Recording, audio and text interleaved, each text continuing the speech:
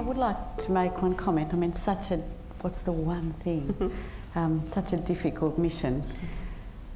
I mean, as a white woman, a country girl, all these very lovely things that have been given to me by luck in my life. The one thing that I always hoped that all women would be is treated not like they've got a disability because I'm a woman, but just treat me like everybody else. And I always go back to my dad saying, when I was about 7, when I proudly announced to somebody that I wanted to be a doctor, and they replied, "Oh, but you live here, I don't think that's going to happen." And I live just in a very tiny little town in New South Wales, nowhere very special, but I was the first person for the whole town to go to university.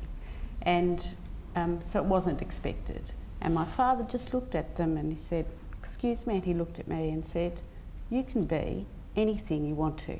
Just understand that. If you want to sweep the floors, you can sweep the floors, you can be a doctor, you can be whatever it is. But don't forget that you can be anything you want to."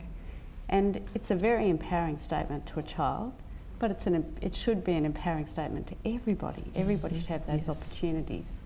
And I reflect, doing medicine, when I returned to one of my hospitals to take the specialty training path, the professor of cardiology sat me down and he said, "Now it's lovely that you've come back to us, Shirley.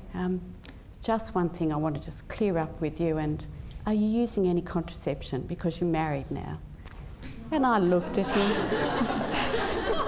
and I said,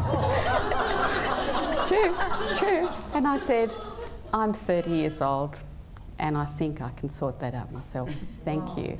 Took everything I had, and I reflect again that I had 2 very strong women who were professors who had been my mentors for some time, who when I discussed this with them went up there and said, "You didn't say that to her." And he said, "Oh, I meant so well."